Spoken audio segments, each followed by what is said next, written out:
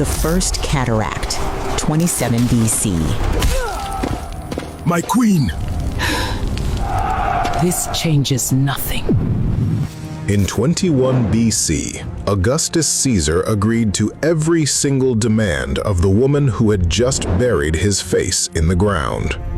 He dropped the tribute, he pulled his soldiers out, he fixed Rome's border exactly where she told him to fix it. No Roman historian called this what it was. Archive 09, One Eye on Rome. In order to understand what happened here, you need to understand what she was actually facing. In 30 BC, 5 years before she made her move, Augustus Caesar conquered Egypt. The wealthiest province in the ancient world, the grain supply of Rome, the source of the gold that had kept Mediterranean economies running for centuries. Taken in a single campaign. Augustus did something no Roman general before him had done. He did not hand Egypt to the Senate. He made it his private property, his name on the tax receipts, his soldiers at the gates. No senator entered without his permission. Every royal court in the region received the same message. Rome was no longer at the border. Rome was here. Due south of Egypt, along the Nile, past the desert and the cataracts, lay the kingdom of Kush. This was not a border tribe. This was an empire that had existed for 2,000 years before Rome was a village. Meroitic pyramids, iron forges, trade routes running from the heart of Africa to the Red Sea coast. Kush was wealthy. Kush was organized. And in 27 BC, Kush received a Roman tax bill. The 3 border cities, Syene, Elephantine, and Philae, were now expected to pay tribute to Rome. The rates were aggressive. The collectors came with soldiers. In the palace at Meroe, a woman named Amanirenas was looking at those numbers. The title Kandake meant something specific in Kush, not a ceremonial queen, but a military ruler. The Kandake commanded armies. She decided on war and peace. She led from the front. Amanirenas had one working eye. The other had been lost in battle before this. The record does not say which battle, only that she fought in them. Her own soldiers called her brave. The Romans who later encountered her forces described her as terrifying. She was studying those tax records carefully. And she was working out something Rome's generals had not factored into their planning. In 25 BC, Augustus left Egypt. He had moved his forces to Arabia for a military campaign. It was going badly. The desert was killing his army without a single decisive battle. He was 1,000 miles away, distracted and stretched thin. And the garrison he left at Egypt's southern border was understaffed. The most powerful military machine in human history had, for a specific and limited window of time, left its southern flank under-defended. Amanirenas had been watching that garrison count for months. In the spring of 25 BC, the Kandake of Kush moved north with 30,000 soldiers. The Roman cities fell one after the other. Syene, Elephantine, Philae. The garrisons did not hold. 3,000 Roman soldiers were taken prisoner. Then she did something no one had anticipated. In the public squares of those cities stood bronze statues of Augustus Caesar. Rome planted these everywhere it claimed, the emperor's face looking out over every conquered city as a permanent declaration of ownership. Amanirenas ordered every one of them pulled down. The heads were severed from the bodies. One head, the largest from the main square of Syene, was wrapped in cloth and carried south by her personal guard, all the way back to Meroe. There, the head of Augustus Caesar was buried beneath the entrance stone of her new victory temple, sealed into the floor. so that every person who stepped inside, every soldier, every priest, every Kushite subject walked across the face of the Roman emperor. Every day. This was not vandalism. It was a deliberate, permanent act. The god emperor that Rome had built its whole authority around walked on, in the dirt, under the feet of the people he had tried to tax. The news reached Augustus in Arabia. He turned the army around. A new prefect, Gaius Petronius, was given 10,000 soldiers and 800 cavalry. He marched south immediately. And this is where most accounts of this story stop. The Roman records say Petronius marched south, engaged the Kushite forces, drove them back, captured the capital, and declared victory. That is what they wrote. What they left out is the part that matters. Qasr Ibrim, 24 BC, Roman garrison supply log, days of operational capacity remaining, 11. That is the record Rome was not supposed to need to write.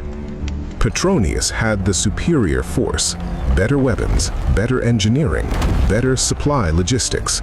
The Roman military system was the most efficient the ancient world had produced.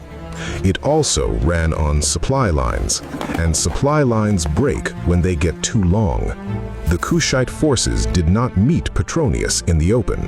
They engaged at narrow points in the terrain, took some losses, and pulled back, deeper south, away from the navigable Nile, further from Egypt, further from resupply. Petronius advanced. The Kushite army gave ground on purpose. Every mile south was a mile further from Rome's ability to feed and replace its own soldiers. He reached Napata, the Kushite capital, and found it empty, evacuated. The population had moved. He burned what was left of the city. In his official report, he declared that he had taken the enemy capital. He had taken an empty city in the middle of a desert. His garrison was now 600 miles from Egypt, in terrain that killed soldiers without a single battle. Kushite archers came out of the desert, hit Roman units, and vanished before the cavalry could respond. Supply convoys from Egypt were being cut off on the road. Water sources near his position were being controlled by Kushite forces. Foraging parties did not come back. Petronius fell back to Qasr Ibrim, a natural rock fortress he could defend. He fortified it. He sent for more supplies from Egypt. He was sitting in a rock fort in someone else's desert, surrounded by the army of the woman he had supposedly defeated. Amanirenas closed around him, not with a single assault, with patience. She had time. Every week Petronius held that position, Rome was spending money, losing soldiers to heat and disease, and gaining absolutely nothing. Back in Rome, Augustus was running the same numbers Amanirenas had already run before the war began. The cost of maintaining 10,000 soldiers 600 miles deep in Nubian desert against a force that refused to break did not justify anything Kush could give him. The most powerful military machine in human history had done the math, and the answer came back the same way every time. This war was not worth it. In 21 BC, Kushite ambassadors arrived at the island of Samos. Augustus was holding court there, receiving delegations from across the known world. The Kushite delegation did not arrive with gifts. They did not perform the ceremonies of a smaller power approaching a larger one. They came with a list. Their demands were direct. Rome would permanently withdraw all military forces south of the First Nile Cataract. All Kushite territory seized during the conflict would be returned. All tribute obligations canceled permanently. The southern border of Roman Egypt would be fixed at Maharaka, the line Kush had drawn. A delegation from a kingdom Rome had classified as a manageable border problem was setting terms in the Roman emperor's own court. Augustus agreed to all of it, every condition, not a partial agreement, not a negotiated middle ground, not the standard Roman approach of accepting some demands while claiming a win. Every condition, unchanged, agreed to. The garrison at Qasr Ibrim withdrew. The tribute collectors did not go back. The border settled at Maharaka. That border would hold for 300 years. Roman historians writing in that period did not record this as a defeat. They described it as Roman generosity, Augustus choosing to extend concessions from a position of strength. The stone under the temple floor in Meroe did not agree. Buried beneath that threshold since 25 BC, the bronze face of the man who called himself the Son of God sat in the dark under the feet of the Kushite people. It stayed there for 21 centuries.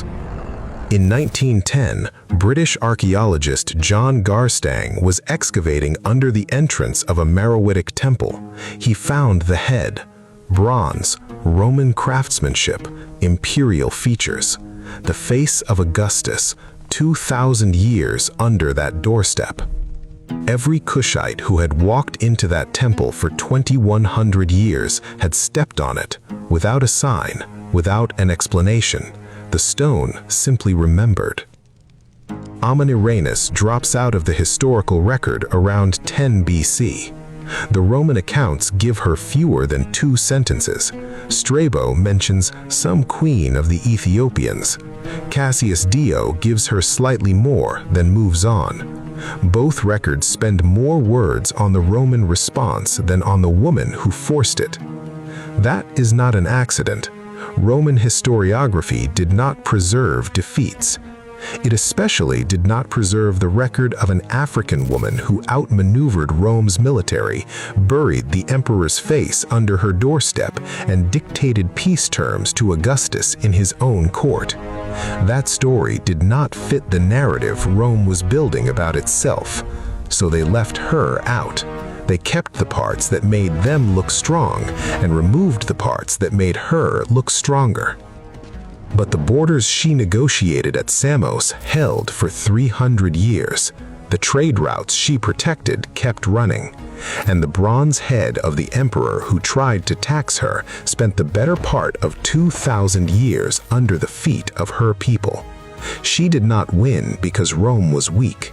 She won because she understood exactly how strong Rome was, and she understood precisely how much of that strength depended on the assumption that no one in Africa would push back. She proved that assumption was wrong.